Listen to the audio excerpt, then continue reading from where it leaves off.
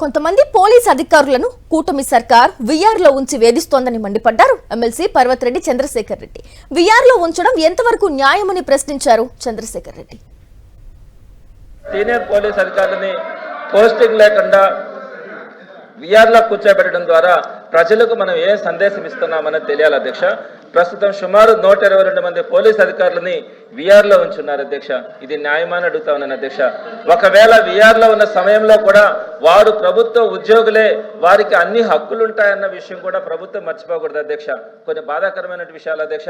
వెయిటింగ్లో ఉన్న అధికారులు రాష్ట్రంలో ఎక్కడున్నా కూడా ఉదయం సాయంత్రం 2 సార్లు వాళ్ళు డీజీపీ ఆఫీస్ కానీ లేదనుకుంటే చిన్న స్థాయి అధికారులు రేంజ్ ఆఫీస్కి వచ్చి బయోమెట్రిక్ వేయాలి అధ్యక్ష.